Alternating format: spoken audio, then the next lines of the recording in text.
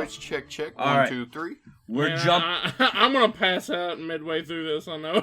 Please don't, BJ. I'll kill you. I will kill you. All right. All right, let's recap. We're dead as hell. Last time on Jacobi's Lullaby. I might use that. So, Please do it. Griffin, can you also give me one? On the last episode of Jacobi's Lullaby, I like we're that. dead as hell. Okay, so, last thing happened, you guys... Sunday. God damn it, flying circus! Yeah, we rode the flying circus. Bunch of stuff happened. Fun, cool, sad. We died. Now we're floating around in the afterlife in the ocean, and we met Frisk. The god of risk.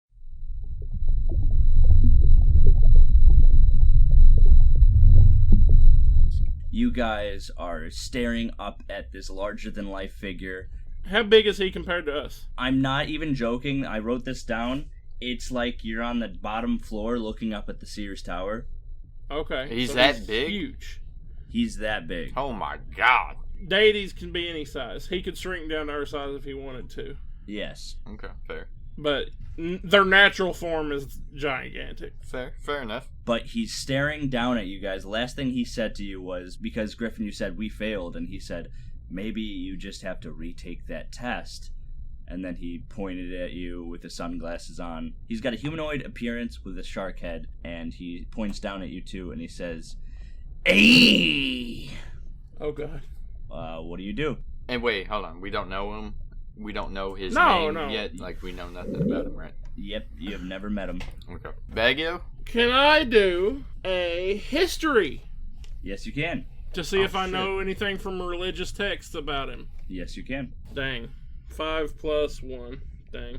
No, 5 minus 1, so 4. Oh, you have minus? If you do know something about him, it seems like you have forgotten. It slips my mind. Okay. Can I do an insight? Yes, you can. And I'm proficient in it. All right. So plus 3. Yes. Roll for it.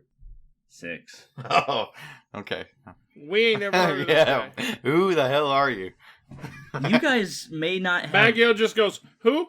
You guys may not have heard of him or even, thought about him, but there's a very good reason for that. And Frisk says, "Hey, listen, I understand if you guys don't recognize moi," as he points to himself. "But I may not be the subject of today's debacle. That is on your shoulders alone."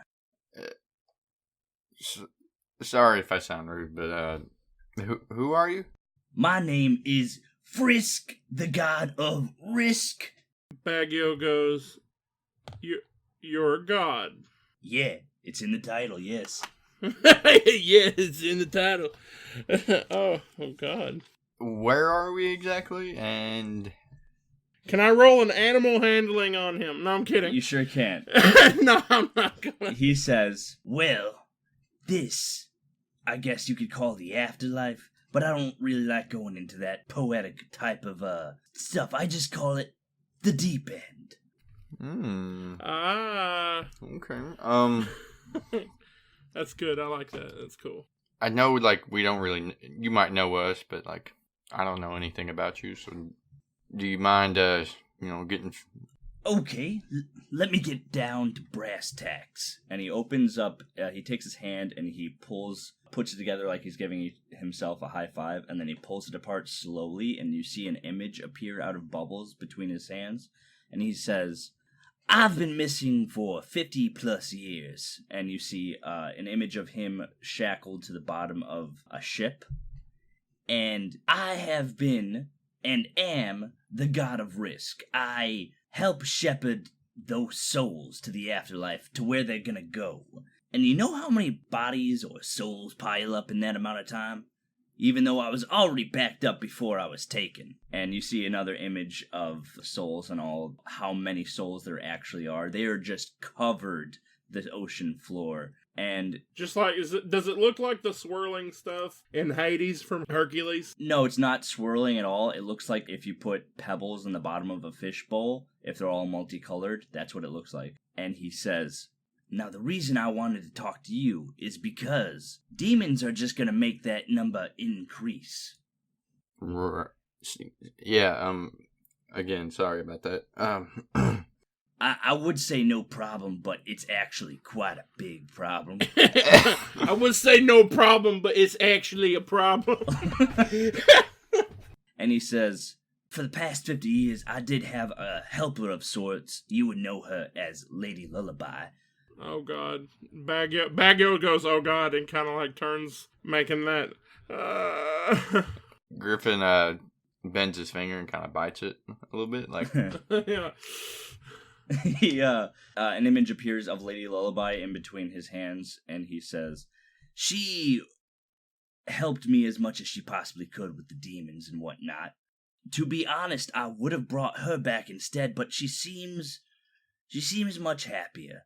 And another image flashes of a couple of silhouettes in his hand as they're kind of holding hands, and it looks like they're blurs again in the afterlife. You guys can recognize them as Bineria and Darling, the two figures that made up Lady Lullaby, I should say. Is that Griffin's face? mm-hmm. He's just looking back and forth between them. Did you create Lady Lullaby, or was she a normal person that you empowered? No, I think you've been explained this. Bineria was a spirit who intertangled with a human, creating Lady Lullaby, parentheses, Darling, and parentheses. Oh, yeah, I'm sorry. It's been a long day. It's fine, I understand. But their time has come, and your time is now. Hold on. Insert John Cena's intro music. Thank you. Time is up, my time is now. Can't see me, my time is now. Since you two defeated her, I've decided to give you a second chance to right your wrong. Oh, so you know about that? Yeah. Oh, okay. Man, this was gonna be awkward. Oh, no. It was awkward when you first got here, but now I think I'm starting to warm up a little bit. Like I am. I truly am sorry about that. I swear we had good intentions. I swear. I understand your intentions. Don't worry. I'm not here to punish you. But you two have a choice. Go back to Jacobi's Lullaby and stop what has been put in motion, or wait in line for a very long time with the rest of these fools. You know what, Baggio? Waiting in line's not too bad, right?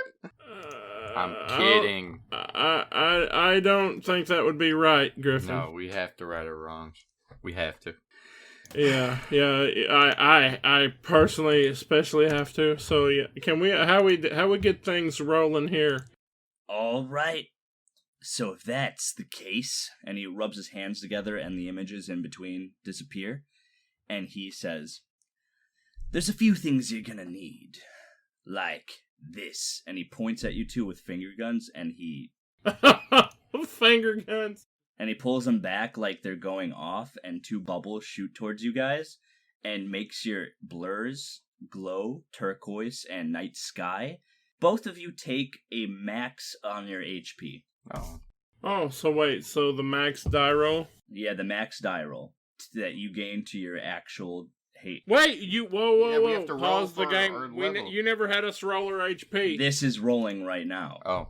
Oh, it's just going to be the full possible total. Yep. So what's it? Wait, what is it? So what is your dice, Weston, for your HP? 1D what? Hit dice? Yep. Yeah. 1d8 per level. So you're going to take 8 just without rolling, just the maximum level. Goes up. Oh, do we go to full health?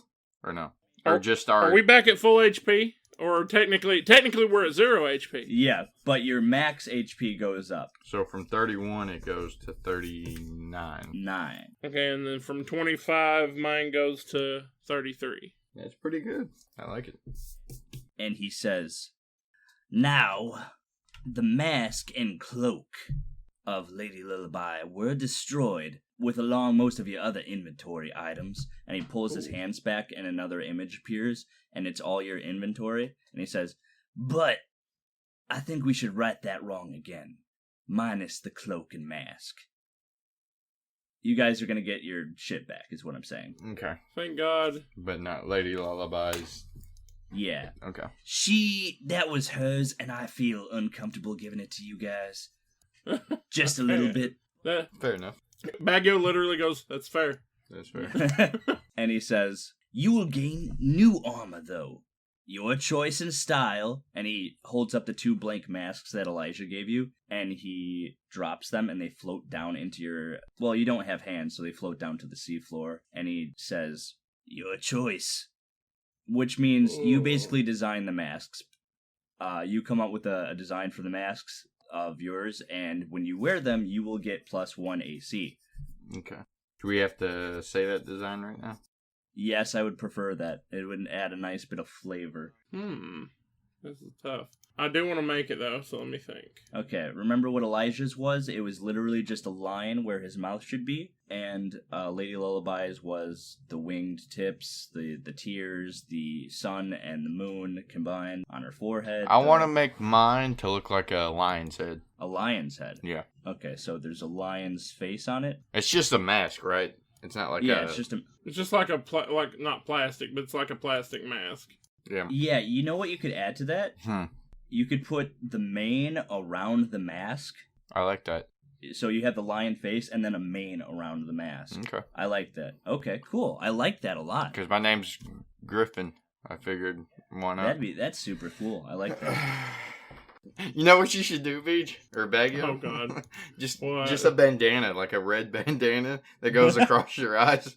No! I want mine to be a kabuki mask. Describe what the kabuki mask is. Okay. I'm going to look that up, actually. Because a lot of kabuki masks are demonic, which I don't want. Exactly. How the hell do you spell that? Kabuki. Kabuki syndrome? What the fuck? I got some ideas here. Oh, yes. I see the very satanic. Well, but kabuki masks are Japanese demon masks. Mm-hmm. It's like Oni Genji. He's wearing one. How about this one? Please. Which one? Post it. No. You don't want the penis nose? I was thinking... How about the drift? I was thinking this one. Simple. I like it. Okay, describe it for me then. It's a plain white mask, ovular shape, made to fit my face. It's got red lines coming from the top and the sides, and it's got 2 big eyes with a red liner under them. Do you want red or do you want turquoise? I want it to be turquoise, not red. Alright, cool. So, 2 eyes in the middle so you can see through them? The eyes have liner under them that is turquoise color, and then there's lines coming from the top and from the sides as decoration. I like that. The lines, can they be... No, never mind. They're kind of like tentacle shaped, but they're not tentacles. I want to give more flavor to it. They are. They're shaped like tentacles. You could also see them as like little wisps of flame, stuff like that. Can you add one more thing to it? I don't know what it is, but just add one more thing to it. How about... Let me think. Why don't you...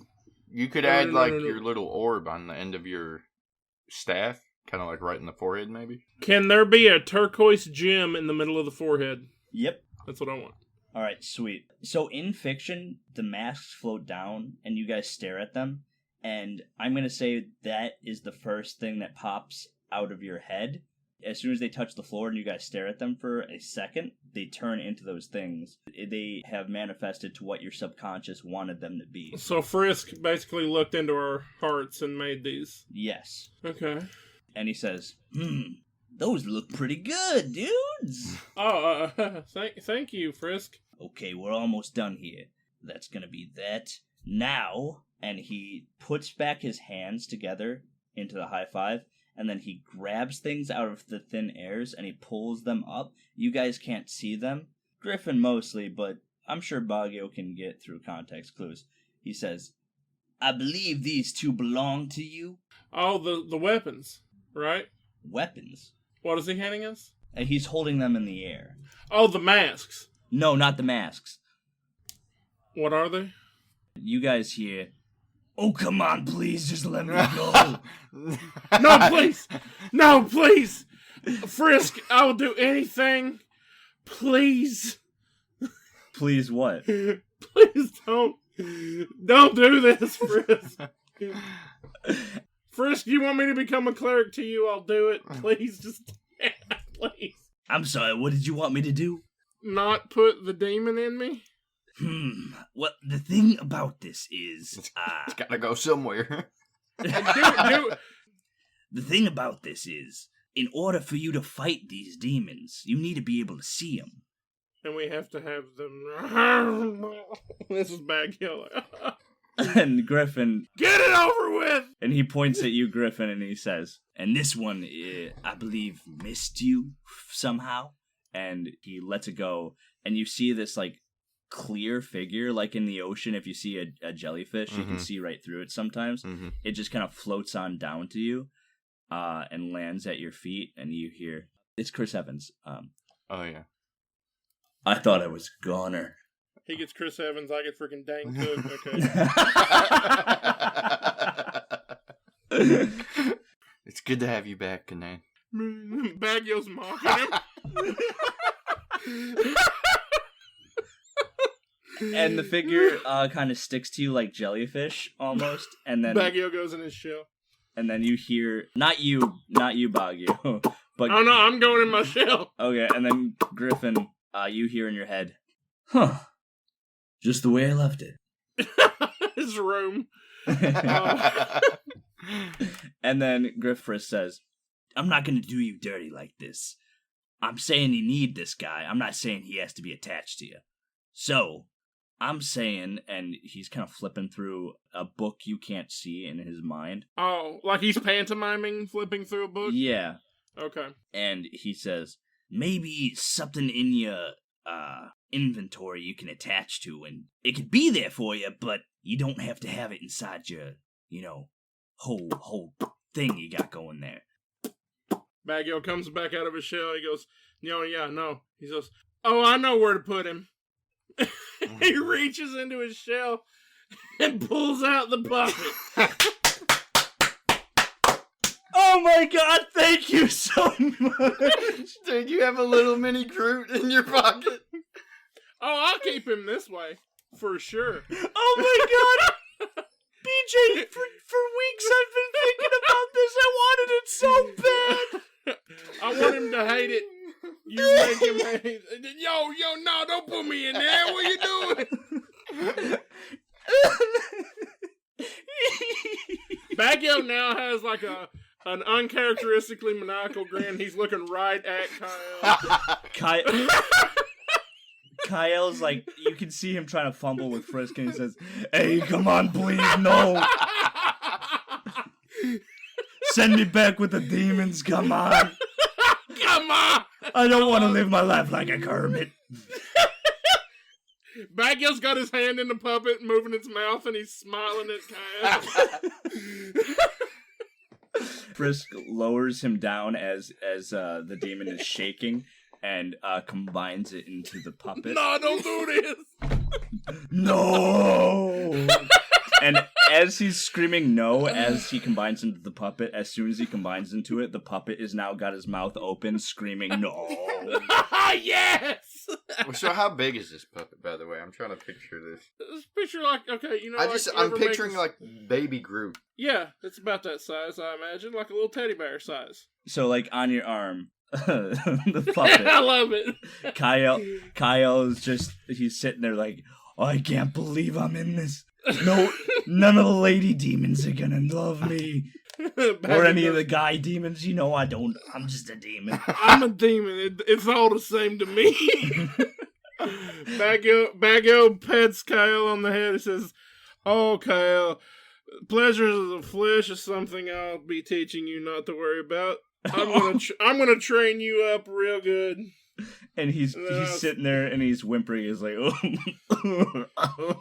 I get up real close to his ear and say, "You're gonna be my protege." and I stuff him into my shell. And you just hear, no, you not like this, not like this. Baggio. I'm gonna make you talk. I'm gonna make you talk. Oh boy, I love it. After that, Frisk shakes his hands together, and he pulls back his hands, an image of Jacobi after you left it, and Elijah's banging on the barrier, screaming at the melted parts where you guys were, as Spruce seems to be laughing a bit. He says, Frisk goes, now there's one last thing, and I think you guys are gonna like this. And he puts out his hands, an image of Buzzard's Fall, and an image of your staff show up. Oh, And he waves both of his hands around both of the weapons, and you see the aura around them get a bit brighter. And he says, "You guys are gonna love this." And he gives it to both of you guys, both of your weapons. And he says, well, he doesn't say, I'm gonna say out of character, "You guys are now going to get +2 against any demonic or ghostly creatures." ooh. Wait, where's my pencil? So, +2 against supernatural. Yeah, +2 to attack. Not damage, to attack. Right. +2 attack against ghosts and demons.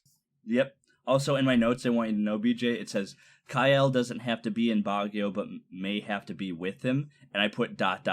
maybe Franklin ... I'm keeping him forever. I love it. I love it so goddamn much. I love it so fucking much. I'm gonna use all his demon powers at my disposal now. All right. Also, those disadvantages you got with Kyle are now gone. Sweet. So all the pluses, none of the minuses. That really helped you out in the end. Yeah, no, I like it. I love this. Now, just real quick, in character, Baguio's gonna look at Frisk, and he's like, "Frisk, before we go, this isn't me trying not to go, because I'm going no matter what, because this is something I have to do. But, just want to ask, couldn't you, as a god, just instantly kill Spruce right now? He's right there. Couldn't you just smite him or something?" And he looks up at you and kind of like tilts his head. It's a thing, though. I could smite this man. I could kill him. I could kill anybody in the world, and that's exactly why I don't do it. Because if I do, then that's just an invitation for any being as powerful as me, or even less than me, to just kill anybody for no reason. That doesn't seem fair, does it? I guess that's true. It's like you're playing outside the rules, and that wouldn't be fair. It really wouldn't. Now, are you guys ready? To add on to that, can't you kind of take care of all these demons yourself if you're a god? Or is that... I could, but if you look around you, and you see, he gestures to the entire ocean floor, he says, I'm kind of busy. Right. He's got to get these souls to the afterlife. Right. Also, if gods did everything, then there'd be no stories. See, to add to that, like a bit of philosophy that I actually believe in, people ask, like, oh, why does God allow all these bad things to happen? And I truly believe that God is a storyteller. It's true. If you think about it, even in the Bible, God could do anything, but he had people do stuff, Well, he also gave, so it's free will. Yep, exactly. So that's a good philosophy. Anyway, he looks down at you guys and he says, are you ready? Are we going to remember this, Frisk, or is this one of those we forget that we met you thing? Well, you guys are going to remember this, but you guys are going to have to, keep this to yourselves. Otherwise, well, maybe not just yourselves, but for right now, maybe keep it down a little bit. Don't go on any talk shows talking about how you met Frisk, the god of risk, Jimmy Kimmel. What's a talk show? He's like, never mind. He sends you. He's like, never mind that. Tell Ellen I said hi. And, What? No, imagine where Frisk is a deity, he can see into the future, and it's kind of like Genie in Aladdin, where he keeps mentioning futuristic stuff, but it's like he just plays it off. Man, just don't go on no TV shows. What's TV? Don't worry about it. Get out of here. Exactly. Frisk? Yes? Thank you for giving me a second chance to right my wrongs. I'll forever be in debt to you. And he says, Griffin, I'm indebted to anybody who tries to do something to make up for what they did. So, I'm gonna let you slide on this one. And I know you're gonna do better in the future. Thanks, Frisk. And as he's saying that, you see two blurs just appear above his shoulders. One is a warm yellow, and the other one is a pale green. And you just recognize them. And he says, it's time to go. And as he says that, the auras fade a little bit. Is it my parents? Oh, he pushed your parents up in line so they could pass through without waiting. This one did this for you, kid. Griffin, his eyes water a little bit, and he blinks, and one tear falls out. But we're underwater. Oh my god. Wait. So they fly. No, you up. can still cry underwater. Yeah, they fly. So it flies up. Yeah, one little tear. Kind of looks like an air bubble, just floating up. Okay. And Baggio, you have anything you want to do? Bagger goes, "Hey, Frisk, Yes, sir. will I ever make up for everything?" Yep. You know what? Never mind. I don't want to know. And Baggio steps forward. He lifts his sunglasses up and he just winks at you. Nice. Oh, quick question that you've never said. What does his eyes look like without his sunglasses? They literally look like shark eyes. Oh, just the little beady shark eyes? They got some humanity to them. I would have laughed if it was like scarred over from like a harpoon. No. Like he was hunted. What kind of harpoon could hurt Frisk? One last question then. Are you ready? And with that, the camera cuts to a scream from Elijah and Jacobi, and he's just banging on this barrier with Spruce inside of it. Spruce looks really beat up from the beating you guys gave him. He's laughing, and so are the other demonic figures. And you guys don't see this, but the cameras are seeing this as all the other figures in Jacobi who have been possessed open their mouths, and everybody hears in like this collective thing at the same time. They hear, "Your heroes are dead, and I have killed them. Don't try to fight anymore. In a few minutes, this city will be mine, and then the rest of the world. None of you can make it past me. Lay down your arms now, and join." And the rest of the city, they all look befallen, and Elijah is screaming at the barrier. Elijah's just wailing down with his broken arm onto the barrier, trying to break free of it, and Fiasco is flying around in the sky, shooting down onto the barrier, but it's not making any contact. Like, Fiasco's having trouble with it for some reason. Is it still playing Welcome to the Jungle? No. Dang it. And Spruce is walking up to the barrier, and he's looking right in Elijah's face as he's banging against the barrier. I see it. That's great. And Spruce looks at him and says, "And when this is done, I'll be coming after you and your little gang next." Yeah. And in that moment, Uh-oh. Spruce notices the lava and the magma disappearing as wind seems to circulate inside the barrier. And he doesn't know what's going on, and neither do the Babadook figures. As these two appearances of light shows around, as the figures of Baggio and Griffin appear. What do you guys say? Well, are you ready? I'm gonna quote The Walking Dead. It's a line Negan said. Baggio goes, "Oh, you are so gonna regret crossing us." And Spruce says, "What? I killed you." We see the camera cuts to an appearance of Baggio and Griffin with their new masks on and their weapons. Baggio's doing the Orange Justice dance. And their new weapons now glowing with this weird type of aura around them. You guys say those lines as the Babadook figures start shivering a little bit and Spruce makes a fighting stance. Can you guys roll perception for me? Griffin, I don't know if he can see my eyes, but Griffin winks at him. You peel back the mask and you wink at him. Oh! Nat 20. I got a nat 20. Wait, what's this for again? On perception, Oh, Yep. we're doing perception? you got advantage. Nice. Okay. Both of you 14 plus now 1, here. 15? Both of you now here. I from- super perceive it. Okay, Griffin, you see that Eric is closing in on the barrier, like he's creating a bigger portal, and you see Spruce as he's staring down at you guys as another Babadook figure makes an appearance on his back, and it looks like Eric has been healed a little bit. But, Baggio, you can hear cheers of people through the barrier. They're faint, but you can hear them. And if you look through the barrier, you see Elijah he stares at both of you, and then he pulls back his mask over his face, and only because you have rolled a nat 20, you see him like wipe away tears over his face before Yes! he puts on the mask. Oh. I respectfully act like I didn't see it. As he pulls down the mask, he turns into a fly just as a sword comes down on the barrier like it was about to hit him. And you see the flying masons a little beat up, but now they have a second wind about them as they're trying to face down these other demons. What's Fiasco doing? Oh, Fiasco? Is he like, yeah? In the He distance, turns on you Welcome hear- to the Jungle. In the distance, you hear You hear Kanye West Power play through the circus. No, wait, stop it. Stop it real quick. Hold on. Here's-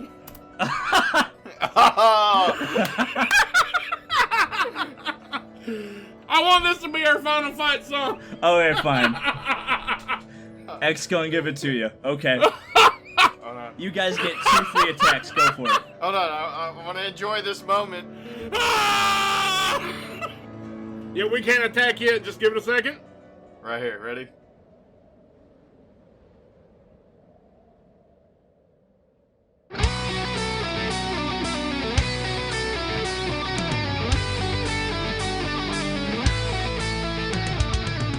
What do you guys do? Griff, you go first. So we're doing 2 attacks? Griffin gets attacked. Bago gets attacked. Oh, okay. I'm just gonna freaking do a little roundabout gymnastic routine with my sword, and I'm gonna try to slice him through the chest. Or actually, I'm gonna try to cut off his other hand. Ooh. You come back, and the Babadook figures pull him back away right before he can slice through. Let me What's know. our health at? Max, Okay. you guys are full. We're full health right now, right? Yep. Oh, this guy's getting effed up. He hasn't healed any, has he? How much time has passed relative to them? 5 minutes. I'm gonna expend 1 key point to hit him with Stunning Strike. Okay. Starting 5th level, you can interfere with the flow of ki in an opponent's body. When you hit another creature with a melee attack, you can spend 1 key point to attempt a Stunning Strike. They must succeed on a Constitution saving throw or be stunned until the end of my next turn. Alright, so I have to attack him first. So Baggio runs, does like a somersault in the air, and swings at him with his staff. So let's see if I hit. I don't know if I will. 6 plus. I got a bunch of pluses to it now, so 1 second. If he's empowered by dark forces, do I get the plus 2? Yeah. Okay. 3, 4, 5. So 6 plus 5, so 11. Nope. Dang it. Not with the Babadook figures on here. Well, say I was extra pumped and I got too excited. Can I use my extra attack feat? Yeah, you can. That's with every turn now. You get an extra attack every turn. Okay, just making sure. You gotta get like a 16 or 17. I know, I got freaking 12. No, Griffin, you also have an extra attack now. Oh, what? You get Since 2 when? attacks. Since you leveled up 5. Look. Oh. Level 5, you can attack twice per attack. Dude, I should totally mono this guy. Oh my God. No, I mean, you can. no. That's a possibility. Go ahead and do your other attack, and we'll canonically say you did it before I attacked. So Yeah, go ahead. try that. Oh, come on, man. 10 plus 2? That's 12. Where's the plus 2 coming from? That's from the supernatural thing from your Buzzard's Fall. Oh, okay. The Babadook figures, so it's like Doc Ock. Every time you guys try to attack him, the figures got pulled back from the fight. Spruce is not able to handle this right now, but the Babadook figures seem to be in control. Now it's up to you, Baggio. You're up. Alright. Wait, I thought he already did his attack. That was the surprise attacks. Oh, so now we're starting the match. Okay. Oh god, I'm getting bad rolls. Let's see.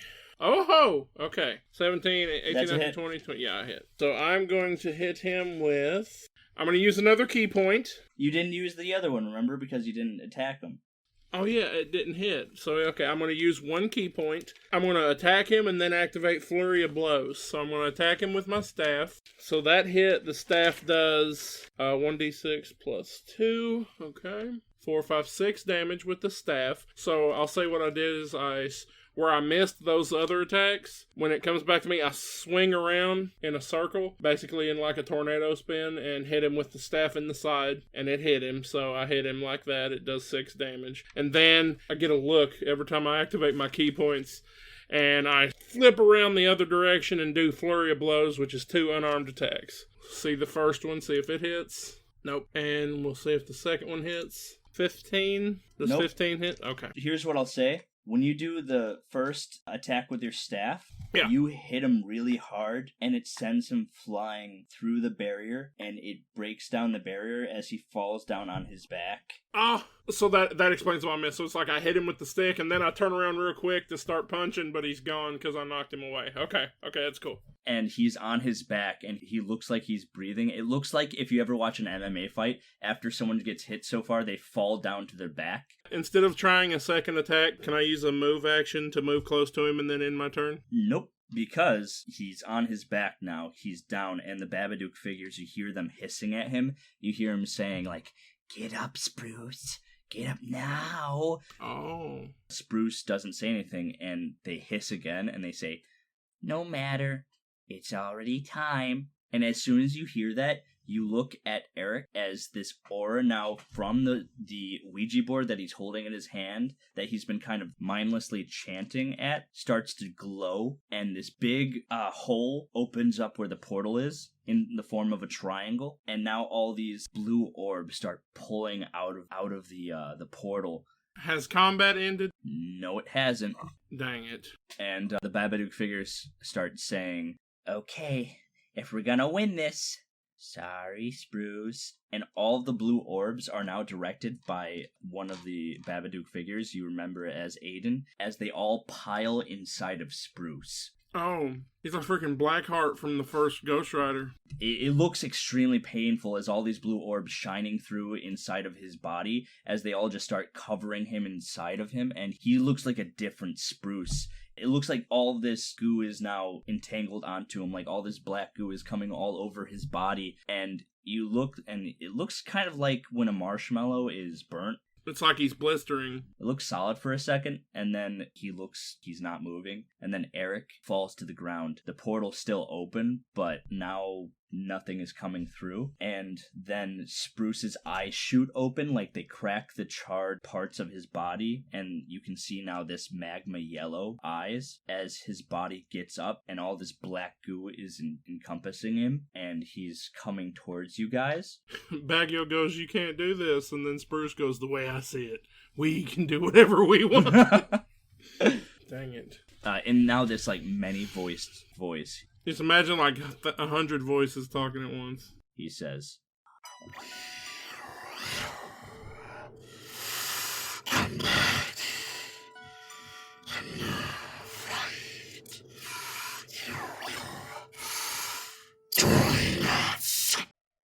As soon as Spruce says that, in his new form, the camera cuts to a wider shot of the clock tower as the camera pans around, and we see even more carnage happening. The circus folk fight valiantly. The Minotaur security guards face down the Genasi. One of the Minotaurs actually trip a possessed Genasi as he comes flying by trying to take out one of the flying masons. And just when the Minotaur is about to say something, probably a quip of some sort, he's picked up and he's thrown across the ground of the clock tower. And then we finally look up and we see the glowing blue eyes of Big Jim as he stands 13 feet tall, looking down at the Minotaur. He reaches down slowly as he's trying to pick up the second Minotaur, when all of a sudden there's 3 blasts on his arm from 3 smoke grenades. As we see Nick Mason jump into frame and then out of frame quickly. The smoke is there, and then we don't see the Minotaur. But what we do see as the smoke clears is Nick in his full Blue Jay gear, staring up at Big Jim. He points his metal stick up at him, and with a smirk, he places it down on the ground in between them, as if to say, "Come and get it." Without a sound, Big Jim stares at Nick Mason, cracks his neck, and then lurches forward on all fours like he himself has turned into an animal. Then we cut back between Nick Mason's face and Big Jim's face as they get closer and closer. And then we cut to a shot over Nick Mason's shoulder as Big Jim leaps forward. Big Jim, his hand outstretched in front of him, trying to reach out for Nick Mason's tender throat, is cut down with a boing as he falls to the ground, skirting right past Nick Mason, who jumps out of the way. We see a knot form over Big Jim's head. Nick Mason turns behind him with a gleeful smile as we hear him say, "Thanks, Mom!" As we see a middle-aged Nick Mason's mother holding what appears to be a baseball bat. She puts it over her shoulder and she looks at him and she says, "A family that slays together stays together." And then we cut back to Baggio and Griffin. So, can I roll an insight to see if Spruce is in there at all anymore, or if he has completely lost the reins to his body? Roll an insight. Dang it. 8. I'll give you this. That is not Spruce. That is not Spruce. Baggio is gonna say, Spruce, are you in there? Is this what you wanted? I'm just saying that angrily, just out. Spruce is in here already. I figured. Griffin, you're up. Okay. You're still in combat. That was just like a cutscene that happens mid. So now I gotta fight this dude. Yeah, you have 2 attacks. Here we go. 15, 17? That's a hit. Okay. Quick question, is talking a free action? Yep. Alright, I'll let Wesson do his attack real quick. I mean, these are demons, though. How do you... Well, you have +2 to attack from your demonic sword. Yeah. It's not demonic, but your sword, Buzzard's Fall, is now able to attack and do damage on these fools. So we can attack ethereal things with our weapons now? Yep, that's what Frisk gave you. Sweet. I'm gonna fly at Spruce, and I'm gonna try to stab him, like, in the heart region, even though it probably don't even matter. Okay, like in the chest. Okay. I'm sure there is a heart in there somewhere. Do your damage. Buzzard's Fall is 1d6, 2. Okay. That does damage. And then I do another one, Oh yeah, you get to, yeah. Go for it. and I miss. And that was a miss. So you stabbed it in its chest, and as the ooze like tried to form on it, you pulled it back and tried to attack again, and the ooze kind of covered the spot you were attacking. Your turn, Baggio? As a free action, yeah, go ahead. Yeah, I'm doing this, even if it's not my turn, I'm just doing this, Right. I reach in, pull out Franklin, pull out Kyle, and I say, hey, and I shake him. Ooh, what do you want? Say, listen, what would be the best way to get a demon out of someone? And you're going to need to tell me quick, and you're going to need to be honest, or I'm going to start washing you with holy water. He says, you just want to know so you can get rid of me after this. No, Kyle, I'm keeping you forever. Don't worry. I'm gonna teach Kyle. I'm gonna teach you to be good. You're gonna be my quest. Oh, goody. Roll persuasion with advantage. Okay, thank God for the advantage. Yes, 18. Okay. 18 with pluses, so it's over 18. He says, you need powerful emotional magic. Powerful emotional magic. Okay. And I know you guys don't remember this, but I've been giving you hints on where you could possibly get this stuff. Baggio's kind of like leaning over to Griffin. He says, "Is it love? Is it love? I love you, Griffin." And then I look at Spruce. As I say, "I love you, Griffin," I look at Spruce. Oh, and It's not Spruce working. disappears. No. Yeah. No, I'm just you would remember this, but you remember Isabel saying that all the powder she gives is emotional. It's magic. It's like a blue is a nice chill time. Red can be aggressive or seduction. Mm-hmm. Where is the powder? Where did we last see it? I don't know. Isabel could help with that, but you guys are in the middle of a fight. Now it's Spruce's turn, Can I? Okay, yeah. Go ahead. I'll wait until my turn. and the ooze now seems to be getting bigger.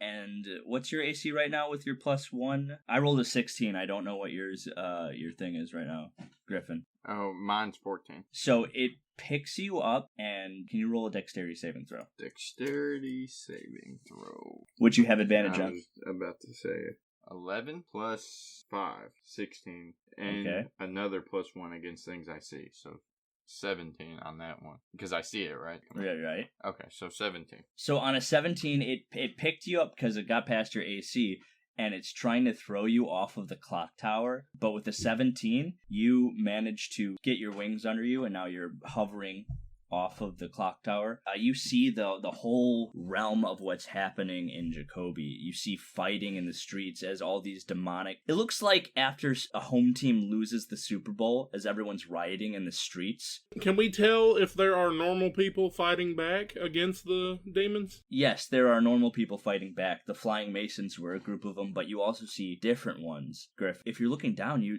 can't see because it's pitch black, but among the flying circus, as it's hovering around, shooting around at all these other demonic figures on the wall, you see some of the lights pass down on the streets or on the wall, and then you see wait, what is that? Is that purple scarf? Is that a yellow vest? Is that a red toga? Is that a green melon? As you see that, Griffin, we cut to Spruce about to do his next attack on Baggio. And as the ooze starts, figure pushes its hand towards you, Baguio, and ooze starts flying at you. And as that is about to happen, let's say, Baguio, you close your eyes because you don't want to see this hit you. So the camera stays on Baguio's face, and then we hear a ka-chunk, and then you open it up, and then we see a meloned figure. It doesn't look like Fleek, because Fleek had this melon on his head, but the melon is just got its back to the goo.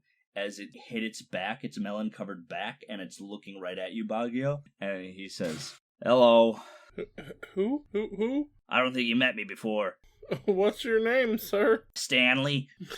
Oh, well, hi, Stanley. I'm Baguio. I'm a turtle. And then as you say that, on the ledges behind you on the clock tower, you see Isabel appear with Chad. Chad. And she's staring down at Spruce. And Spruce does his third attack on Isabel, which misses as they both dodge out of the way. And Chad says, "Hey, yo, Baguio, you need some help over here?" Yes, friend. We could use your aid. "Okay, let me just call in the cavalry right now." And Griffin, you see a whole slew of Love slews of things. Crowds coming from 4 different directions towards the riding area on the clock tower, on the ground floor, on the building actually, and on the top of the clock tower. People are climbing the buildings, and Isabel goes, "Sorry it took us so long. We had to roll a lot of persuasion checks," as she elbows Chad in the ribs. What? Did she break the fourth wall? Only a little bit. I'm gonna talk to her later. Isabel, right? Okay, I'm writing that down. Talked Isabel which? ?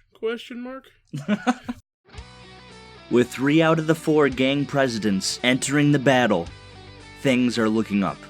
Fuji isn't there, but the generals of their Red Delicious gang are. Same with the Grapes of Wrath, and same with the Lemonheads. And the Melon Men seem to be led by this new person we have just met, Stanley. A gruff 40-something looking human with a sensual mustache that you know either intimidates or seduces. Before their arrival, the possessed Genasi and unpossessed Genasi alike were holding on, but now they're scattering.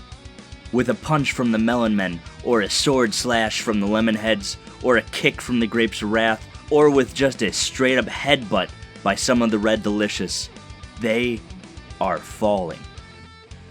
The camera stays on Chad as he enters into the battle with a front flip as he equips his blades, slicing down 1 Genasi, 2 Genasi, 3 Genasi, 4. Chad looks pretty pleased with himself, as we can tell as he smirks up and looks towards Isabel's direction, probably hoping that she saw that. And as he looks away, we see the figure of an axe coming down right for his head, but it's stopped mid-air by Elijah, who appears out of fly form, grabbing it with one hand, and with that same motion, he twirls it out of their hands and then slices their neck as blood spurts out of it. The Genasi collapses to the floor, as Elijah turns to Chad as their eyes meet. Chad doesn't look away, and neither does Elijah.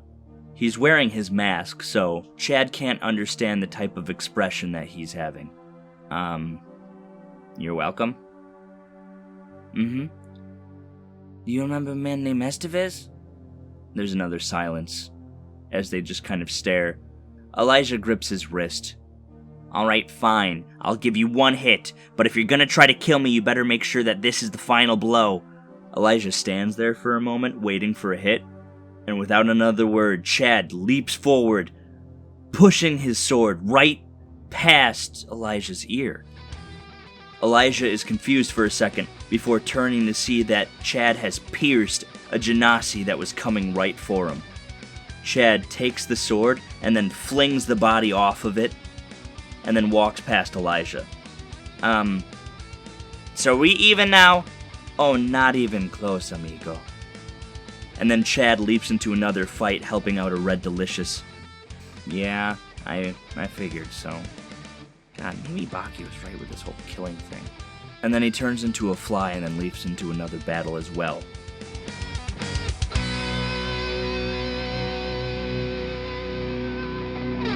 Alright. Baguio, you're up.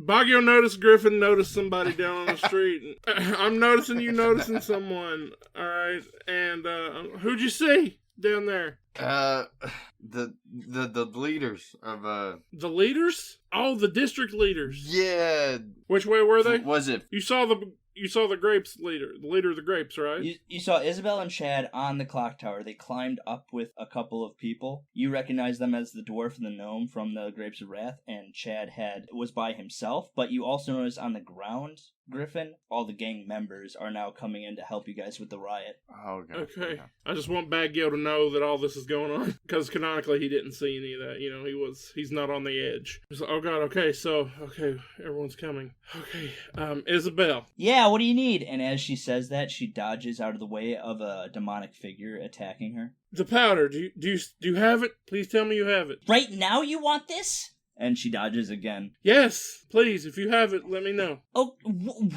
what's your poison?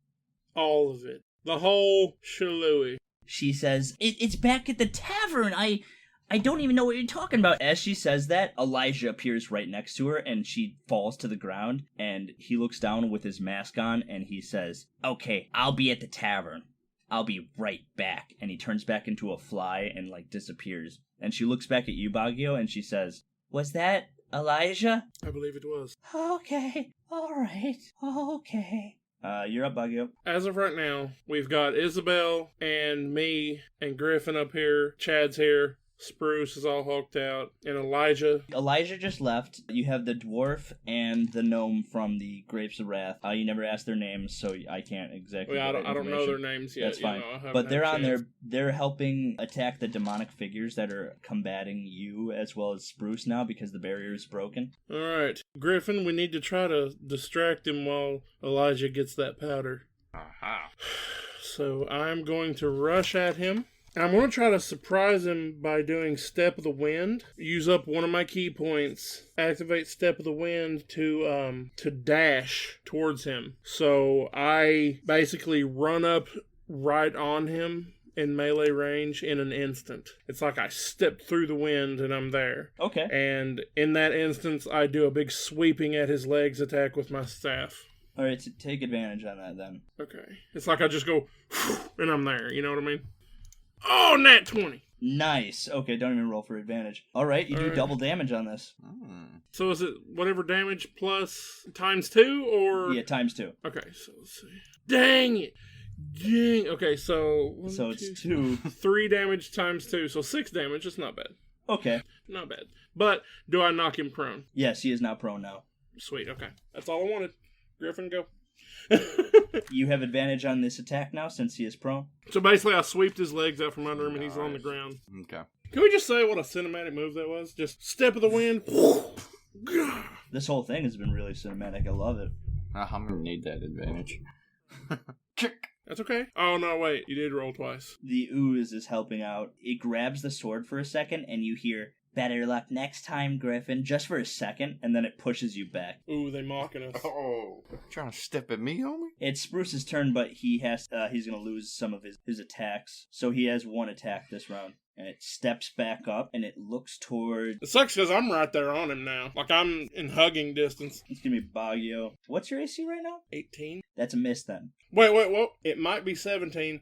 Does my new mask give me +1 AC? Like the old mask? Yes, that's the reason he okay, gave then, you yeah. the mask. That's a miss, then. He tries to attack you with just his hand, and you step of the wind away. Up to you again, Baggio. Wait a second! Griffin, you have a second attack. You gotta remember this. You get 2 attacks. I don't get advantage on this one, though, right? Or do I? You do get... No, you do. Oh, yeah, because it would have been advantage on both, because it was one... It's technically one attack you hit twice. So you get advantage. The reason I gave you advantage was because they were prone. Hey, that mask that Frisk gave me, does it have a name? Or is it just Frisk mask? No, you can have a name. I called it Mask of the Turtle. Roll again, you get advantage. I'm about to shut everything off if I get a nat 1. Alright.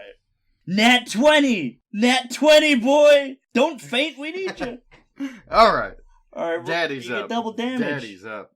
I'm just gonna try to cut off Spruce's hand, but I don't know if it'll actually...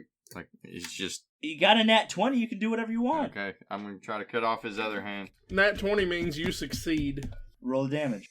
6, 7, 8, 16.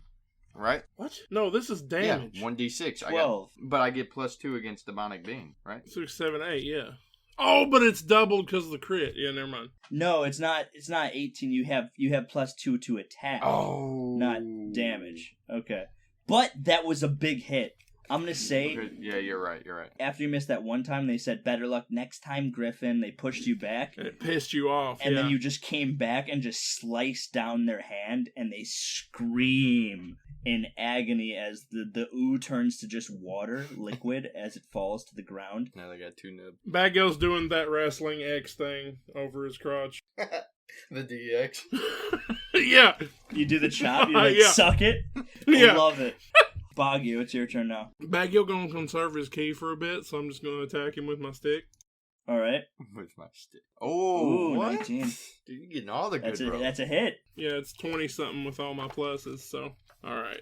That's 21 with your +2. Yeah. Ooh, 4 damage. And then you get another turn, right? Oh yeah, my second attack. 18, 19, My God, 20, dude. 21. What the? Fuck, nice. Jesus, you had a 21, and now you 4, haven't... 5, 6 damage. So 6 more damage. So 8 altogether? So 8 damage. All Dude, right. he's gotta be dead. Describe the attack. I do... I'm trying to think of the move. I've seen it in a TV show. Alright. So you know that move... Have you watched Avatar, any of them? I saw the last Airbender. You know that move Aang always does where he jumps in the air and does like that big spin where his arms and legs spin around in every direction, then he lands? That, but with my stick. All right, I like that a lot. And as you do that, some of the demonic figures like get pulled out of Spruce as you do that, and it knocks them back. And then when I land back on the ground after the attack, I do the superhero landing. Nice. They fall back down and they're on the ground, but now you see their whole body is starting to bubble up. This big pile of ooze, it's starting to get bigger and bigger and bigger. So are they prone again? They're prone right now, but their whole body is getting bubbled. Oh, they're swelling up. Okay. Yeah, like a marshmallow in the microwave. Ooh. And it's getting big. Griff, what do we do? Let's end this fool. Let's ice this deadbeat. It's their turn, right? Or are they dead? It is technically Spruce's turn right now. So what does he do? It's swelling up. It's getting much bigger. I'm giving you guys a free action. I think we're gonna have to... It's gonna explode and something's gonna happen. There's got to be a way to do this without killing Spruce. Isabel goes, "Girls, let's go!" And they're getting onto the ledge, and they hook onto the ropes as the Melanie as Stanley also runs past the blowing up Spruce, and they run past Eric, who's still knocked out on the ground with the triangle open, and they also get on the ropes, and they say, "Guys, I don't know what's gonna happen." Okay. You guys just get out of here. Baggio, I think we need to leave. Come on, Elijah. No, Spruce. Spruce is going to have to answer for his crimes. I'm not letting him die here. Spruce is gone, Come Baggio. on, Elijah. Come on, Elijah. Both of you roll dexterity saving throws. To escape. Roll dexterity saving throws. I got a nat 1, but I get 10 advantage. Alright, that's crazy. It honestly don't even matter. I get... You have +5, And plus that's a 6. 12. Or 10 plus... You got plus 1 6? against things I see. So that's 13. I got 13 as well. With that, So we escape? you guys aren't going to take any damage, but the thing swells up past the actual diameter and radius of the clock tower, pushing you guys back, and it engulfs Eric for a second, and then it explodes. I don't know how, but you guys have gotten out of the way, and it doesn't do any damage to you guys. I imagine Griffin grabs Baggio, jumps off backwards of the clock tower, and hovers right beneath the edge, or the ledge. That's cool. And then the camera is in Griffin's point of view, and you guys don't see what happened. But as you guys fly up, the camera also flies up in your point of view. Have you ever seen Fern Gully? Yes. You know the end of where the thing is attached to the mountain or whatever? Mm-hmm. You see this big black figure with this ooze now attached to the top of the clock tower with this magma red face that looks like a skull staring down at you guys, and it opens up its maw and it screams. We made him bigger. Elijah, where are you with that powder? And I'm yelling that. You yell that, and then the camera zooms all the way out into Jacobi, past all these buildings, to where you see Elijah in the basement of the House Cat Tavern, and he's just frantically sweating as he's putting all this stuff together. And then we cut back to you guys. What? Dang, I don't know that, though. I'm like, oh my god, where is he? Baggio, you're up. Griffin, put me down. Okay, Griffin drops him off the clock tower. Now, Griffin, Actually, no. Go ahead. No, do that. Griffin, drop me. are you sure? Drop me. Right next to the clock tower. Drop me. Griffin proceeds to drop Baggio to his death. Activate slow fall, and I grab the side of the building and slide down with my hand digging into the building, and I land on the ground safely. Now you're on the ground. I say, Griffin, don't get killed, and I run towards the end. Okay, Griff, you're up. Okay, let me get this straight. This guy's just really bigger now, and he's probably Yep. pissed, I would assume. Third form, baby. Man, if this was Dark Souls, we would have been... Is Eric still on the roof, or is he dead Eric, as hell? if you look, he's under a string of ooze. He's unconscious under parts of the demonic figure. Is there any way I can roll to fly at him and grab him off the roof and put him somewhere? Yeah, let's make it a dexterity saving throw if this is what you want. Are you Reset Dude, this it is some if it's bull. getting bad. That was an 11. 11? But 11s aren't terrible. No, but you go flying towards Eric, and then a tentacle just shoots onto the ground and stops you in your tracks. okay. Dang it, Griffin, I told you not to get killed. We cut back into the flying circus. Fiasco is frantically running around his desk trying to escape his secretary, who has seemed to pick up a whip from the ground and taunting Fiasco with it. With a whip there or a whip there. Please, what do you want? Do you want to be a new act? Do you want to be on the cover of one of our posters? What name in the credits? Just tell me, please. And as he says that, he accidentally trips on one of the metal weapons that Nick Mason had left behind, and he falls on his face. He turns around, facing the secretary who has now slowed her pace, as he starts skirting back with his hands. She's still wearing a Nick Mason t-shirt. Did you want your own t-shirt? We could come up with some stuff. We could call it the Secretary, because you'd be masked, or, She picks up a dagger and tosses it towards Fiasco, as it sticks right between his legs. He looks back up at her. Or whatever you want, the really cool, awesome secretary. Really, it's honestly up to you. She's on top of him with a whip, and she keeps whipping him once, twice, and on the third hit, whips his bandages, and some of them fall off of his face, revealing his second eye, and with an iridescent yellow glow of that second deformed eye, he says, Now, I really didn't want to do this to you, but you've always known that I had a spot of bad luck.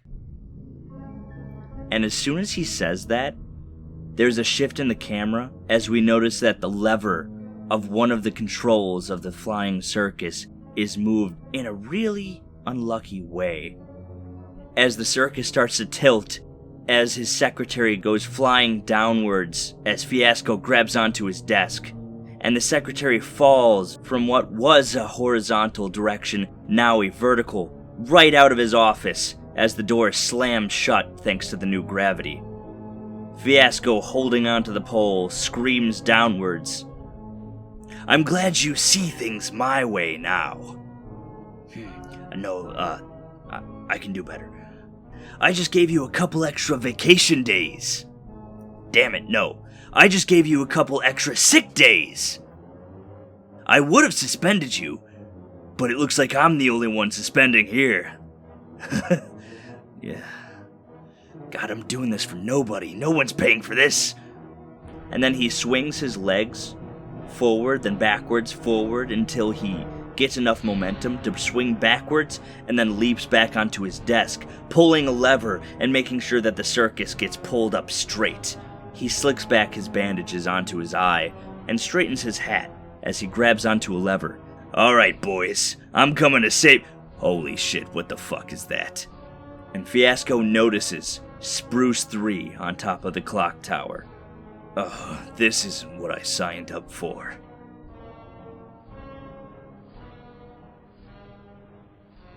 Cut back to Baguio as he's entering the tavern. Okay, so I've made it to the tavern at this point. That was quick for a turtle. Elijah! And I look around. Do I see the open door to the basement? Yeah, you Okay, I run was down like, it. okay, he's down there, and I run down there, and I see him digging through the boxes. I'm like, Elijah! Listen, okay, first off, you got here super quick. Second of all, Yeah, I'm really tired. it's hard to do this with a broken arm, so if you can give me a second. And he's fumbling all together, and you make a Constitution saving throw. Okay, Constitution saving throw. Do. Constitution saving throw. My Constitution is 11. Take 3 damage. Oof. For what? What happened? No, I'm exhausted. Yeah, but you're wearing a mask. My bad. Oh, okay. I forgot you were wearing a mask. No, the fumes in here are super thick that if you weren't wearing a mask, you would probably assume that you'd take some damage. Oh, has this been hurting Elijah, or he's wearing a mask too? He's wearing a mask too, but it seems like there's a lot of shit going. Like, a lot of... I assume the longer we're here, the worse it is. Yeah, because you remember Isabel was talking about her girls were hospitalized because they forced them to make more powder right then. All right, is there a search or gather information check that I can do in 5th edition? Perception? Can I roll a perception to help him look for the stuff? You can roll just roll a straight up D20 plus wisdom, a wisdom check to help him make this stuff. Okay, 5, 6, 7, 8. Dang it. Well, I'm helping. Yeah. I'm not speeding it up much, but I'm being the assistant. I'm a turtle. Let's cut back to Griffin. What are you doing? Once again, I'm gonna try. Also, Griffin, I made this to kind of show you what's going on. Okay. Because this is how I pictured it. Where is it, General? I'm putting it in... Eldric text? Yeah, Eldric text. 1 second. Is that right, Deej? That's pretty much what's going on. Oh, it's just one big ooze thing? Yeah. So, like, that's a skyscraper, and his ooze self exploded into his magma colors, and now it's a giant magma face on the building. I'm gonna try to get Eric again. Where's the Ouija board looking thing at this point? Or is it destroyed? It's in the center of the triangle. Maybe move it. Oh, wait, I'm not here. Never mind. I was thinking about grabbing both of them. Is there any way I could do that? Or one or the... Yeah, go for it. But you're going to have to choose Ouija board or Eric. Also, keep in mind, Griffin, this is a buzzard. Would he care about Eric? I think after given a second chance from Frisk, I definitely don't want to live with any regrets. Or Griffin doesn't. So I think giving Eric a second chance would be fitting. I like that. I like that a lot. Roll with advantage. Oh, wait, you already have advantage. Yeah. You know what? No, you get a point of inspiration for that. What does that mean? I like that. Yeah, he earned it. You get a point of inspiration, which means at any point, if you want to re-roll something, I can re-roll? Yeah, I like that. Can I like the do an action character. and then... Like, do an action and then grab Eric? How? You can do an attack and a move, right? Yep. Griffin's gonna shoot the board with the arrow. Okay, yeah. To break it, right? Yeah. Do I have to roll anything for that? Yeah, roll an attack, but it doesn't have AC. It's at this point, it's just to see if you're gonna get past the ooze that's shooting a nat 1. That's crazy. Okay, I shoot, it ricochets and hits me in the arm or something. I don't know. And it hits... It hits Eric in the head. I kill him. Oh, no. I'm gonna say you shoot as you're about to shoot, and some ooze shoots past you, and it makes you like fumble a little bit. It ricochets off of the ground, and it just goes right past Eric's ear, maybe cutting it just a little bit. Okay, now I'm saving this dude. Okay, roll dexterity saving throw. Dang it, I thought that would work. What's that? 14 plus 14 6. plus 20. Ooh, oh, damn. Okay, so the camera is following right behind Griffin as he flies past this ooze. As he dodges left, then right does a little twirl, and he ducks under some ooze that keeps shooting past him, and he grabs Eric, and he goes up into the sky as he corkscrews around these flying tentacles, and he's now hovering above the magma ooze monster. Quick question, what's Fiasco doing? Is he still over there flying, or did he fly away? Fiasco is what is keeping the magma... Now, sorry, I'm gonna call this Spruce 3. I'm calling it Spruce 3. He's flying around Spruce 3, and it's what's keeping him distracted. Okay. I could have used my point of inspiration on that one. You could, but... Would have been wasted on that. Yeah, it really would have. Cut to Baguio as Elijah finally mixes together and he drops. Elijah, is this... Are we done? Is this it? Yeah. I think this is it. I got one more thing, though. hold on to me. Okay. And I reluctantly grab his elbow. And he pulls out this vial that you guys remember from episode 2. Whoa. I'm not sure if you guys remember what this was, but he made clear instructions. Never to use it, right? No, to use it. He was going to use it in case of an emergency. Do you remember what he said it would do? Hold on. It was when we were in the basement, right? When we first met Elijah? Right? Yep. I don't know. I don't have a clue. He takes it out, and he takes a sip of it. He chugs the whole thing, and he goes... and then his body starts to, like, disappear, and along with him, you do as well, Baggio. And Griffin, in your arms as you're holding on to Eric, it gets heavier, and then you look down and you see Elijah holding on to Eric now, and Baggio is now holding on to Elijah. So I'm carrying all 3 of these dudes now? Yeah, now it's getting heavier. Baggio goes, get me off this crazy thing! If you remember in the second episode, Eric said he was going to take the other away from here. And that potion teleports you to Eric at any time you wanted to. Yep. I did not remember that. That's what it is. Yep. Smart. You wrote all this out? I didn't write that this was going to happen. I thought this was going to be different. Anyway, go ahead. I wrote this. Yeah. Pretty good. Now, what do you guys do? And now I drop all 3 of them. Elijah now has this bomb of all this emotional powder in his hands, and he passes it down to you, Baggio. Special delivery. Elijah, give it to me. Yeah, I've got it, so I hand it up to Griff. And then I tape it to Eric and throw him into the magma.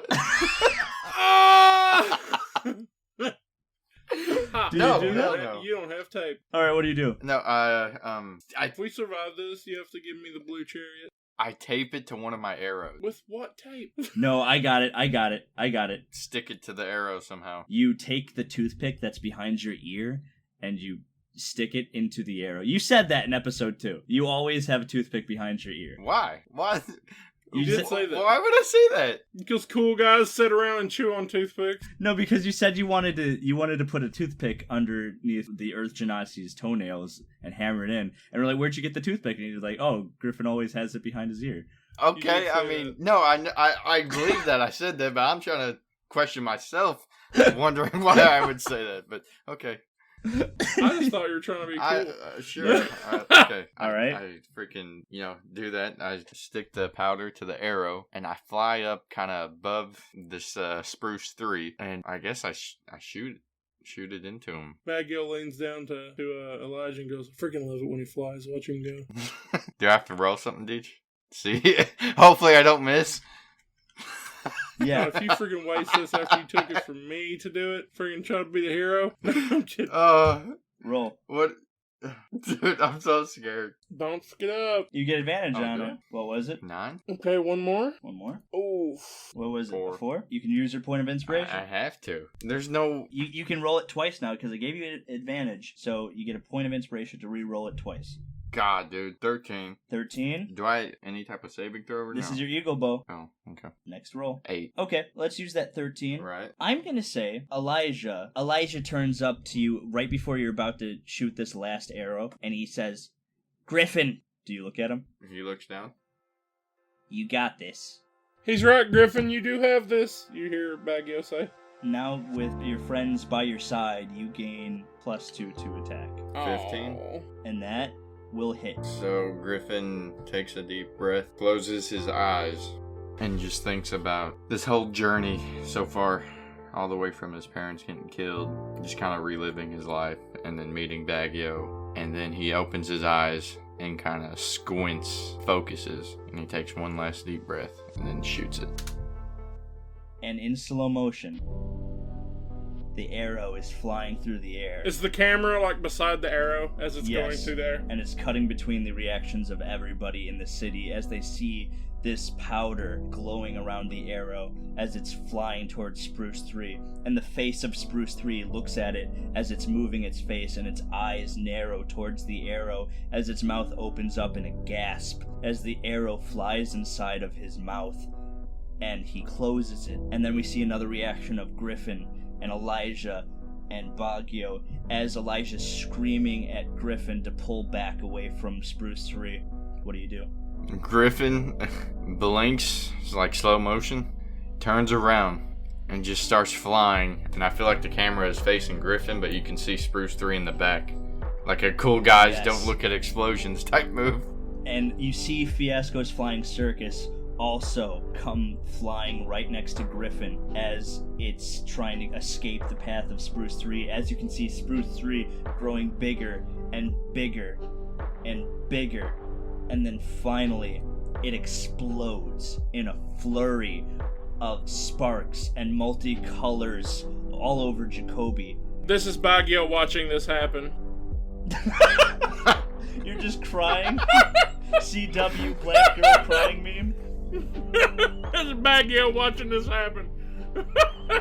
And then fireworks shoot off. And we see reactions all across the city as the Grapes of Wrath, the Melon Men, the Lemon Heads, and the Red Delicious all staring up at what is now this firework display. Breaks down the barrier. Camera cuts back to Spruce 3 as all of it is being absorbed back into the portal where the Ouija board is. And we see Spruce as he's standing back up without any of the figures surrounding him, his arms missing, and he's staring down at them. And then he turns around slowly to the portal, and then he sees it, and he turns back around, and he starts running away from it as the figures are being pulled into it like some big toilet. And as he's running away in slow motion, one of the Babadook figures grabs onto Spruce's ankle and starts pulling him towards the figure. We can't hear it, but he's screaming, and he gets pulled into the portal as it disappears, and the clock tower explodes.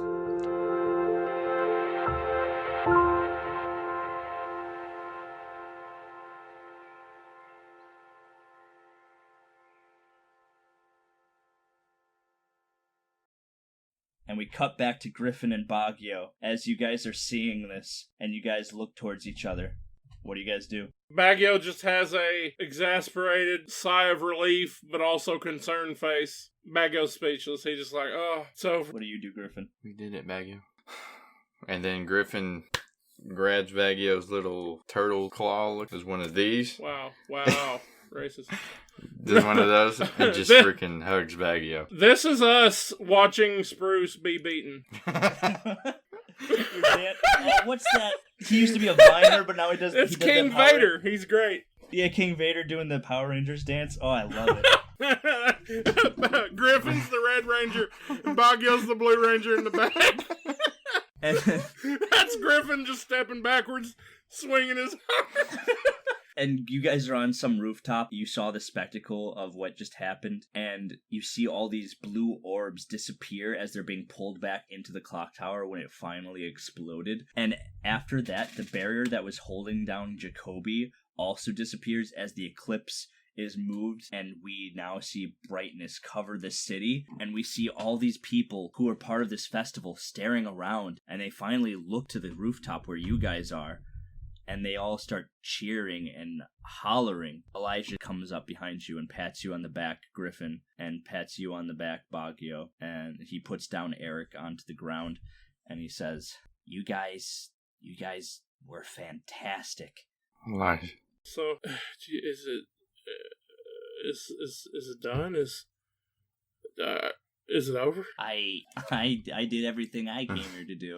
What about how many did all the townsfolk make it? How many casualties were there? Baguio, we don't know that yet, but look at them. They're all happy. They're cheering, and in the crowd they start cheering even louder. You hear from the flying circus as it's hovering around the city, a big voice come on, and you recognize Fiasco as he goes, "Ladies and gentlemen, please give it up for my stars and saviors of Jacobi." There's no way he's making money off of this. I'm not gonna let him.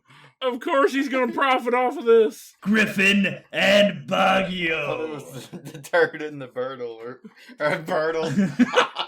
And everyone starts cheering even more, and they start chanting, Griffin, Baguio, Griffin, Baguio. The whole town is chanting and screaming and cheering, and you see kids looking up at you guys, and you see adults. Here's all the townsfolk. They're also King Vadering.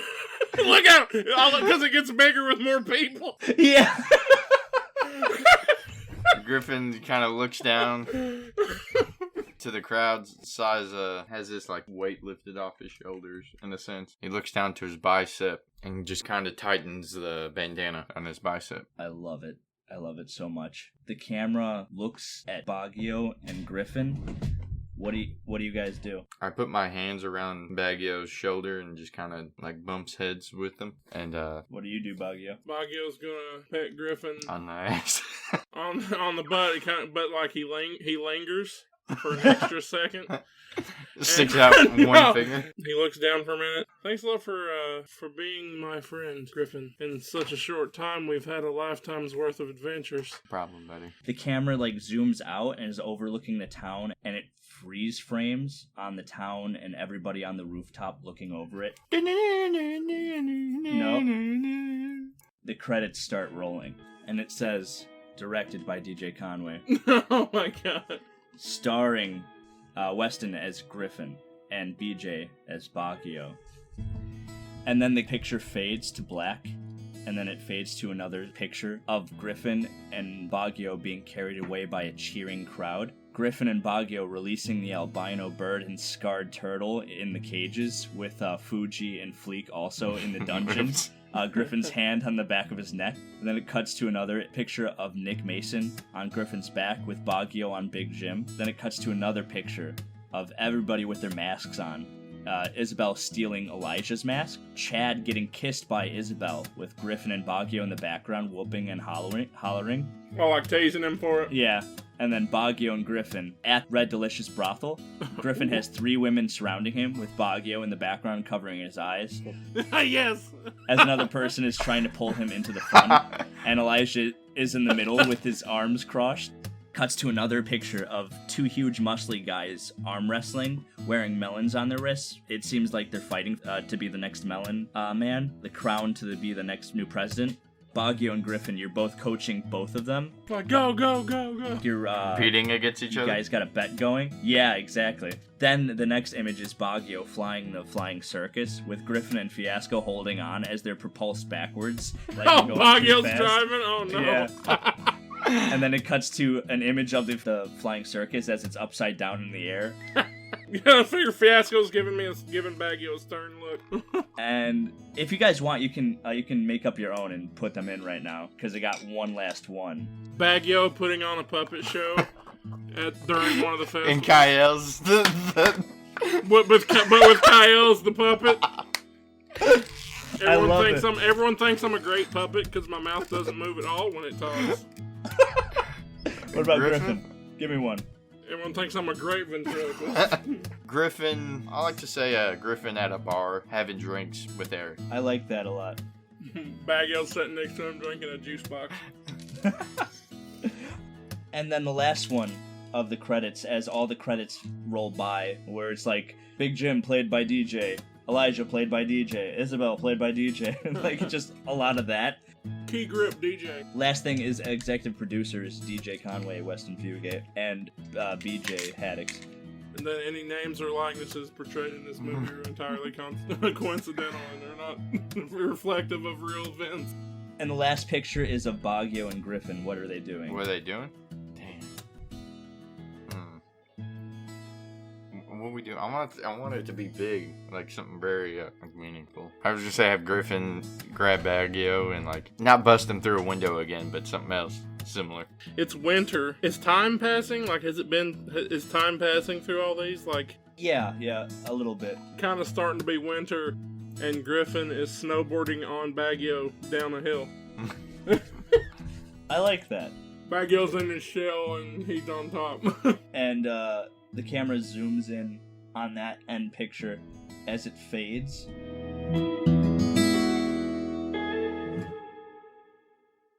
As it fades to a shot of Baggio and Griffin inside the House Cat Tavern. They're both wearing coats, and like Isabel just put down a cup of tea for you guys. And a fireball whiskey for you, Griffin. Oh God. Oh, oof. Okay, this bird's getting lit. Bird! Baggio's sipping on his green tea. Fiasco has just left, and... Oh, has the circus left town? The tavern, he had said his goodbyes. Unless you guys want to do that scene. Oh, no, okay. Let's say Fiasco's leaving town for a while. Don't know when he'll be back. Let's do that scene. Everyone was at this table. We're all drinking and making merry. Isabel had just put down a bunch of drinks for everybody, and she gives a little kiss to Chad on his forehead. And Elisha goes, nice. Everyone's, aw. Baggio's blushing. He had no part in the kiss. He's blushing. Oh. Fiasco gets up and he says, well, it's been fun. It really has. We very much overstayed our welcome, but... Baggio goes, come on, friend Fiasco. Must you really go to another town so soon? We've waited a while. The festival was a bit ago, and we've got to keep our schedule. You know, the show must go on. Suppose so. Will you be back? In due time. Don't worry. Our paths will cross again, good friend. I'll be sure to come to one of your shows. I promise. I mean, I sure hope so. You guys were supposed to be my stars, remember?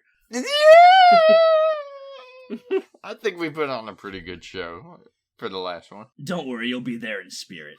Baggio goes, wait, weren't you supposed to pay us? And he leaves. He's like, well, I gotta go. He kind of like pulls at his shirt and he goes, don't worry, you guys, I got a nice replacement for you guys anyway. Isn't that right, Jim? And you see Big Jim. Yeah. Has Baggio already found out that he's alive by now, or is this the first time I've seen him? No, you've known him. He's at the table I've known too. for a bit. Okay. Yeah, he says, yeah, that's right, Fiasco. You guys are finding out that he's just been hired onto the flying circus. Oh, Big Jim, I'm so happy for you. He goes, thanks. I've got new puppets too. Do you guys want to see? Oh. And he pulls out... Baggio's clapping. Oh, I think I know. He pulls out two new puppets, and it's an Aarakocra and another turtle. They look just like Griffin and Baggio. Baggio's got those, like, anime big heart eyes. Like, And Fiasco goes, you guys will be there in spirit, making me lots of money.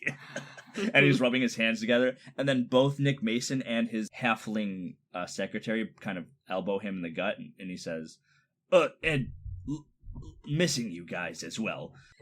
Even though Griffin hasn't been as amused with the puppets as Baggio, when he sees those puppets, he just smiles to himself and really appreciates it. It's kind of lit. And then Fiasco is putting on a scarf, and he's walking. He gives a nod to you guys right before he walks out with Big Jim in tow. Big Jim pats you on the head, Baggio. The halfling gives both of you two a big hug before she walks out, and then you see that she is wearing a Griffin and Baggio t-shirt. Yes. And then Nick Mason steps by you, Griffin, and he says, hey, thank you for saving me. I know I've already asked that a while, but thank you. I really appreciated it. No problem, kid. No problem, kid. And hey. Just, watch out for yourself. You got great talent and a great kid, and it's been a real pleasure meeting you. I wish you the best of luck. Baggio kind of nuggies him and says, you're going to have to teach me some of your moves sometime. Don't worry about that. I'll give you free tickets next time you see us. And don't worry, Griffin. I'll always be safe. I'll always have my family with me. I wouldn't mention those free tickets to Fiasco. No, so you hear Fiasco from outside go, free! That's exactly what happens. Yeah, I love it. And then you free my ass. And then Nick goes, I better go, but just I'll see you guys around, okay? Sounds good. Baggio salutes him. And he walks out. Fuji also steps up and she says, it's been real, guys, but I've got to get back to Red Delicious. Oh, God, I can't stand Fuji. Oh, I love you too, Griffin. Hey, doll. Fuji comes up and gives you guys both a big kiss on your faces, and there's lipstick stain left on both of them. And they say, I hope you guys stick around at some point, or come back to Jacobi. Anyway, we'll see you at the brothel. And she pokes you on the nose, Baggio, and walks out as well. And you just stare and you wink at him. Baggio. And Baggio's super blushy and embarrassed. Oh, God. And I turn back around to the bar and start sipping the tea again. You see Isabel, she puts down another tea and she sits down and she says, yeah, well, I'm glad Fleek is kind of gone. He's now taking a different job. We got a new Melon Man president. Yeah, I know. He's much better than Fleek ever was. Whatever happened to Fleek? We don't talk about it. Oh, It is just, it's not on fleek, okay? So who's the new? I suppose I'll ignore that for now. So who's the new melon president? I don't know, some man named Stanley. Oh. And then Elijah puts up his glass and he takes a sip of it. And is there anything you guys want to say or do right now? Because I got 2 things I need to do. So we're talking to Elijah? You're talking to Elijah, Isabel, and Chad, and anyone else that you have met on the journey who hasn't left already. Baggio jokes with Isabel. He goes, "So, were we as much trouble as you thought we'd be when you first saw us?" You were worse, darling. And they both laugh. And she says darling in quotations. Oh, God. Baggio face palms. Too soon. Too soon is. And then he kind of like swings around, like swivels around in the stool and looks at Elijah. And then, now you can go with. Did you get my text, Beach? Oh, 1 second. Baggio looks at Elijah. Yep. And, let me think of what I want to say. 1 second. I'm trying to word it right. Baggio gets up and says, well, Griff, I think I'm gonna turn in for the evening. And he starts to walk past Elijah, and then he stops and turns back around to Elijah and goes, "Oh, hey, I got you something." And he reaches into his bag, his little messenger bag on his side, and he pulls out a box of tissues and hands it to Elijah and says, "Here, I thought you'd need these." And he smirks, and he walks up the stairs. Hey, you son of a bitch! And then the bag goes already up the stairs. He's Temp of the Winded up the stairs. Elijah chases after you. Yes! Isabel and Chad also walk away, leaving you there with Eric. Oh, ooh, awkward. And Eric goes, "Hey, listen, I don't know how long I'm going to be sticking in this town. It's a nice town, but I kind of wanted to get something off my chest." Shot in the dark, you do anything later? No. Whoa! Oh, what's that? Can you come with me somewhere real quick? Whoa. So Griffin follows Eric? He walks outside, and there's the snowfall going down, and he walks out to the back of House Cat Tavern, and you guys see, you're looking down into the water that surrounds Jacobi, and he looks down and he says, "I was there that night." Ooh. Night. All those years ago, I was there that night. Griffin is like, his heart's starting to beat like a little bit quicker. Why now? Why are you a telling me little this bit now? like he's getting heavy breathing, I guess, and his heart's beating. So you saw them? I did. I didn't mean for that to happen. And he has his back towards you, and he says, "I didn't mean for that to happen. And I didn't want it to happen, and I'm so sorry that it did. Matthias was always he was evil, man. Just like a lot of the people who join the Buzzards are. They don't care about what the Buzzards mean, they just want an excuse to kill. And I don't want to be part of that anymore." And he starts unbuttoning his shirt, and he pulls it off, and you see his tattoo of the Buzzard symbol, which is just a long beak that turns into a knife from a buzzard's face.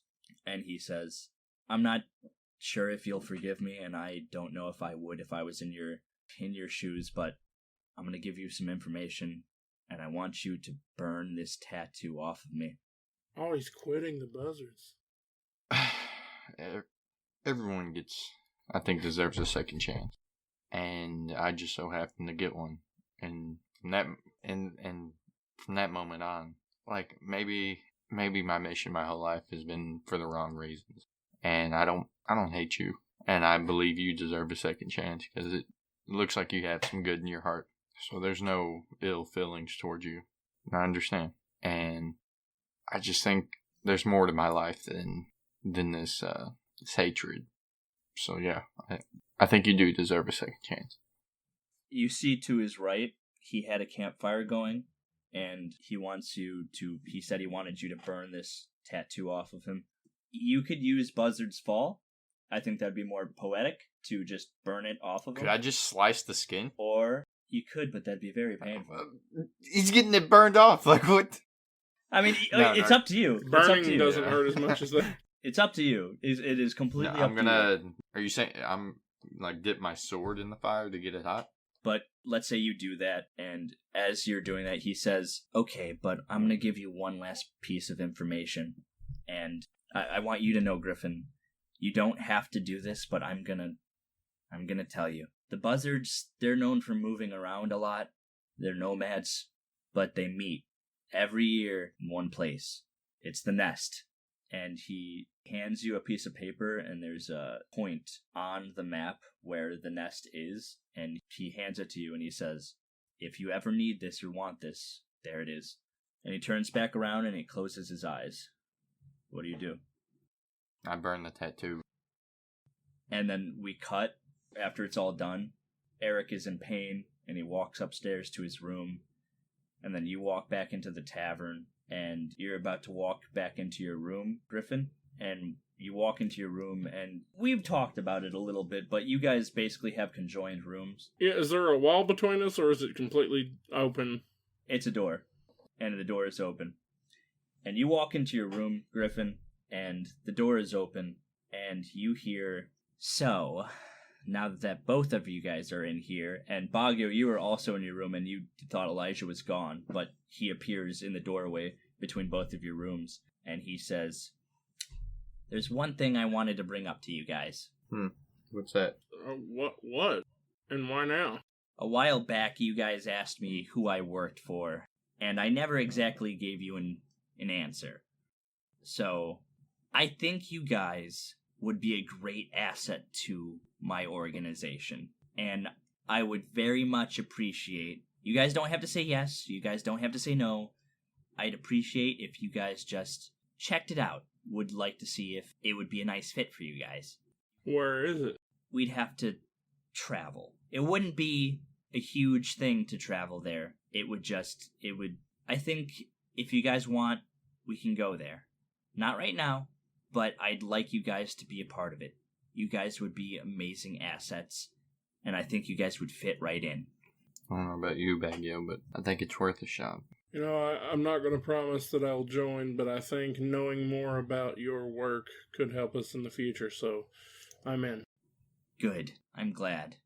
And he puts out both of his hands towards you guys. And then he says this satanic ritual, and his eyes roll back in the back of his head. And he grabs both of your hands in a handshake form, and he says, "But I promise when you guys see the Coral Castle, you won't be able to not join." The Coral Castle?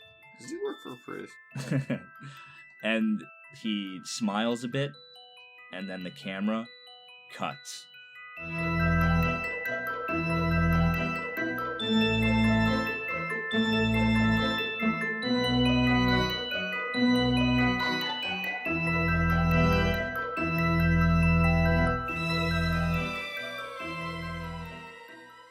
And that was the end of Jacobi's Lullaby. Wow, that was actually a really fun ending. Any after credits scenes?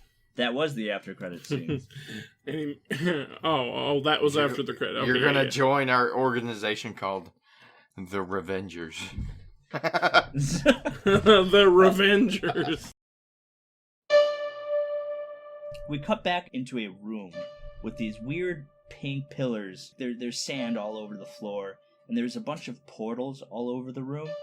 And they look like they're going to different places, and they're floating all in different spaces. As a portal goes off, another one will go on, and you see a bunch of them doing this throughout the entire room. And then we see two silhouettes step into the room. One's a little bit smaller and human, another one's a bit bigger with fur. They step into the room, and they go towards the portals, and the camera sees the back of them as they look at the portal, and one has a red bandana, and the other one a black robe. And then the camera cuts.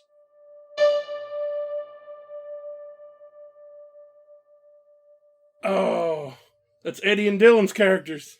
That's awesome. Is that really? It is, isn't it? That was Eddie and Dylan's characters, yes. So they're they're in this coral castle? You don't know? Yeah, they are, because that's where we're going to meet up. I know it. We're going to all four meet up. Oh, I can't wait for that.